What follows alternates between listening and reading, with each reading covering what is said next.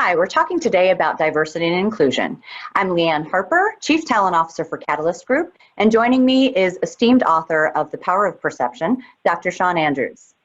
Dr. Shawn, one of the things that I'm commonly asked, and I think it's a common question that people wonder, it is if I'm a successful white male mid-career executive, and throughout my career I might have even benefited from privilege, unbeknownst to me or not, why should I care about diversity, inclusion, or equity?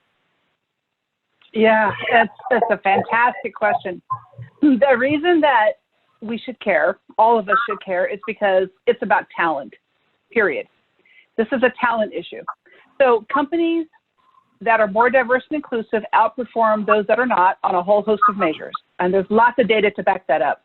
But companies that can best leverage their talent inherent in their employee base, all talent, not just the talent of the white men, but those companies will be more competitive in our fast-paced global environment that we live in, and they'll be able to attract the top talent. And so the data behind this is very compelling. So the first part to the first answer to your question is talent. It's about talent. But the other issue to think about is it's also about fairness.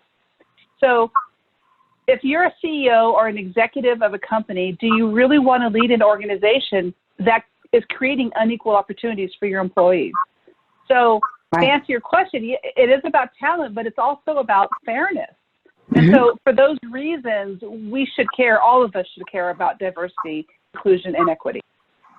What about, just as a quick follow-up to that, Dr. Shawn, what about those people who say with the energy and resources and attention that diversity and inclusion are getting, you know, the implication by some people is that white men are being discriminated against. Can you speak to that?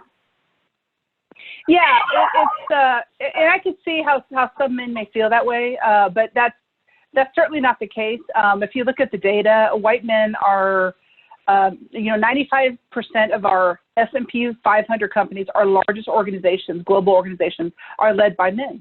And only 5% are led by women. And so men, the vast majority of decision-making positions of power are held by men, primarily white men. So white men have nothing to worry about.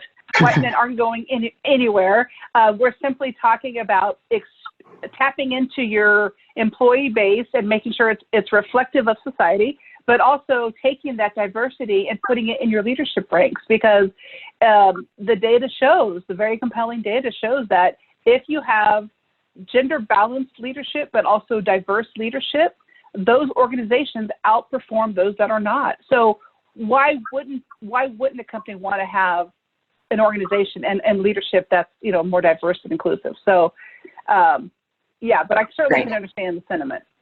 Yeah, thanks for dispelling that myth.